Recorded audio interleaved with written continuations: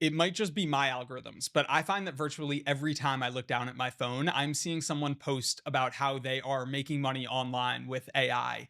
And for all of the Twitter threads and YouTube videos, I find that people just aren't being really transparent. And there's just so much white noise and conflicting information. So, as someone who has been running a business, driving revenue by building with AI and no code tools for the past 24 months, I want to peel back the curtain and give you guys a complete breakdown of how you can get in the game and start making money with AI, even if you have no experience building tech, which was absolutely the case for myself. Everything that I'm going to share is from my actual firsthand experience, and I'm going to show you real projects and case studies along the way. So let's not waste any time and just dive right in. I'm going to move quickly, so lock in with me.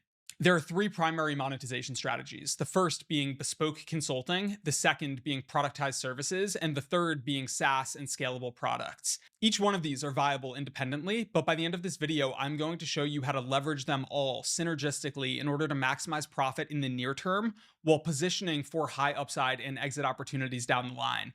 And I know that that sounds like a whole bunch of buzz and consulting mumbo jumbo. So as we go through these playbooks, I'm not just going to explain how they work, but we're also going to grade them based on the following criteria: whether or not the outcome is certain, if they optimize for short term profit, how much expertise is needed, technically speaking, how passive they are, and if they have 8-figure upside. We'll come back to all of this in a moment, but first, I think it's just really important that you guys understand whether or not this is something that you're actually capable of doing in the first place. So, I don't have any background in tech. When I took on my first bespoke consulting client, I'd been playing around with no code tools for a couple of weeks. I barely understood what an API was. I couldn't make a post request to a webhook. I'd never worked in a job that was associated with tech. I just never dreamed that I would be capable of building the types of projects that I've put together in the past 2 years. So throw your preconceived notions and self limiting beliefs out the window because tech is changing. It's becoming democratized as these LLMs get more performant and as the no code ecosystem grows and continues abstracting away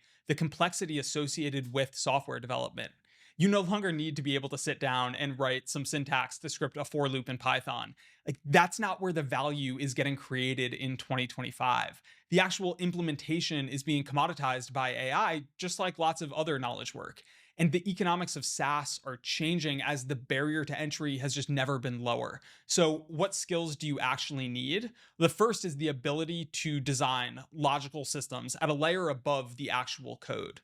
The second is an understanding of the broader and higher level tech ecosystem. The third is just crude business fundamentals.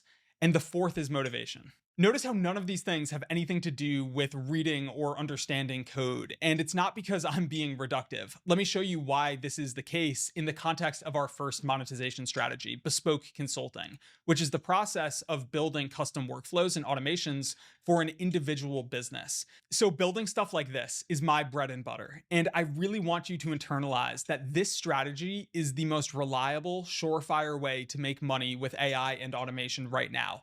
I don't care what anyone else is telling you, just trust me. With this strategy, we are not leaving anything up to chance. It's proven, consistent, and literally just boils down to finding a business that's looking to streamline and grow, which is literally every business, and then taking the manual processes that they are doing regularly that already produce revenue and automating them with AI and no code. So there's no magic here. The reason I'm sitting here so confidently and telling you that this works is because every workflow and solution that we build has immediate product market fit, since we're building it custom on a one-to-one basis around the immediate needs of an existing cash flowing business. For that reason, this model gets 3 stars for certainty, since it's guaranteed that with the right playbook, we can make money doing this. And for me, these days, my base retainer is around $10,000 and my fixed costs are like a couple $100 a month. So it's highly profitable. And peeling back the curtain in terms of what the actual process of doing this type of consulting looks like, what we're doing is identifying a target client, setting up a call, running them through our sales playbook, which includes building rapport, making a grand statement, grounding the conversation by demoing a portfolio project and calling out the problem statement, constraints, inputs, logic, outputs,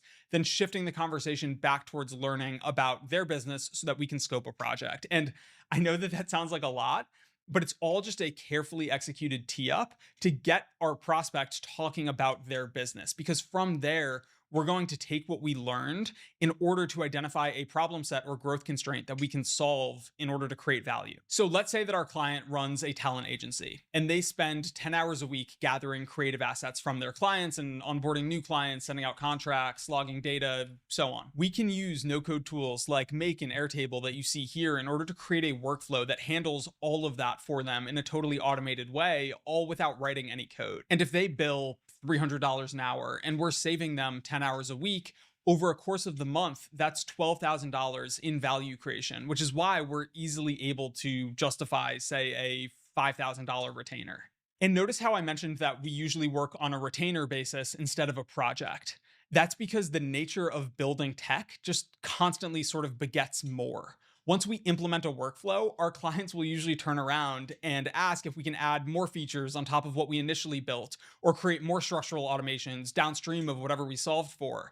I mean, on average, my retainers generally span around 6 to 8 months, even when a client only anticipates moving forward with a single build at the outset of our engagement. The big thing that trips people up with this model is that they conflate building automations with doing deep technical work. And even though, yes, we are building custom software, the people who generally make the most money doing this aren't often technical at all, but instead creative business thinkers.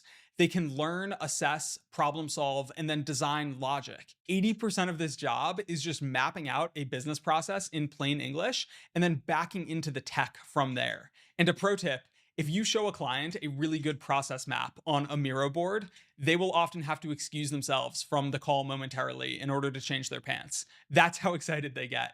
And when they sit back down, they're going to be begging you to take them on as a client. So with all of this being true, we're going to give consulting 1 star in the technically rigorous column. And also another less depraved pro tip is that when we're closing these $10,000 retainers, it gives us plenty of room to staff deals with developers in the event that we want to outsource the fulfillment and development work. So you can make real money closing these deals and then bringing in someone else to build. Like, that's totally viable. You just need to learn how to do technical due diligence. So scaling to a 7-figure run rate with outsourcing isn't all that challenging, but getting to 8 figures from there becomes a game of staffing, which has higher execution risk. So as far as the long tail opportunity goes, we're going to give that 1 star. And this business can be fairly passive. But for simplicity's sake, just given that this is the most hands-on of our different monetization strategies, we'll give this 1 star too. But again, just take that with a grain of salt. And if you guys are curious about more of the nuance here, let me know in the comments. I can make a separate video explaining how that works, because now that we've covered bespoke tech consulting in a nutshell, I want to move on and talk about the next monetization strategy, which is productized services. With this model, unlike building unique automations on an individualized basis for each one of our clients, we are creating a singular product that can serve multiple organizations. Now, in this framework, we're still going to be building some custom tech and personalization for each client that we onboard, but the bulk of the work is going to be pretty copy and paste. I'll show you guys quickly just like a little exclusive sneak peek of a couple productized services that I'm actively working on right now. So one of the things that we do for our consulting clients all the time is build these data capturing workflows. We'll watch for when someone fills out a Google form or a type form, and then we'll take that info and pass it into OpenAI to create personalized outbound messages, or we'll notify someone in Slack or trigger an agent that does customer support, whatever, you get it. But I tend to find that the forms are just often so ugly and they really do a poor job of gamification, which costs a business's funnel real dollars. So what this productized service basically allows us to do is build totally personalized, highly gamified forms that can be designed in any way per our client's specifications. This product is way too early for me to be doing like a proper demo, just because the whole value proposition is that the forms look amazing and I haven't prioritized designing those yet because I just wanted to get all the backend stuff working first. But hopefully you guys kind of get the point here. With this product, we can personalize it to the needs of whatever clients we're onboarding. But otherwise, all of the structural stuff is just copy and paste, and it's solved for and highly transferable. So with this model, the semi-bespoke nature gives us flexibility to bend towards our clients' needs, which makes these only slightly more challenging to sell than consulting deals. So we'll give certainty 2 stars. These products are highly profitable, but take a little bit more prompting and no-code experience to build, which creates slightly more lead time, but they are more scalable than going fully one-to-one. And I have a couple more of these productized service MVPs that I want to share with you guys at some point down the line. I think a few of them are real moneymakers, but I want to move on right now and talk about SaaS. And I'll be quick here because we're all familiar with the traditional SaaS model. They are one size fits all, highly scalable, which in turn gives them the highest upside, but they come with an incredible amount of execution risk. I mean, Y Combinator is the biggest tech accelerator in the world. They invest in 500 SaaS companies every year, and roughly only 15% of them ever get acquired or go to market with an IPO. And honestly, that's not because building the tech is hard. Take that with a grain of salt, but almost every SaaS company that fails doesn't do so because their code base is bad. Instead, it's because they don't have product market fit. But what if I told you that there was a way to mitigate that risk by executing all three of the playbooks we just talked about linearly? Check this out. Let's say that we are doing one-to-one bespoke consulting for an electrician. Maybe we're building a workflow that manages their inbound and handles scheduling and then coordinates the routes that they're traveling to different properties. When we implement this workflow, if we then find that it's creating a ton of value, we might realize there's more ubiquity here, a chance to potentially serve a larger market. And that by refactoring and retooling our initial workflow, we can roll it out as a productized service, not just for electricians, but for contractors and roofers and all other home service providers. So we can effectively validate every single thing that we build on the consulting side of the business in a real world sandbox, and then double validate it again as a productized service. By going this route, we have a disgusting amount of real world insight that can inform whether or not we actually want to pursue a SaaS strategy. And all the while, we've been earning meaningful amounts of revenue that we can use to offset the costs associated with building for scale, meaning that we can basically maintain cash flow positivity, even if we're bringing in a developer or two to help us scale by offsetting their costs with the dollars that we're bringing in consulting. And that's why this is such an incredible opportunity, because with this high value AI and automation skill set in our back pocket, we can be taking 20, 30, $40,000 of cash off the table, servicing a handful of consulting clients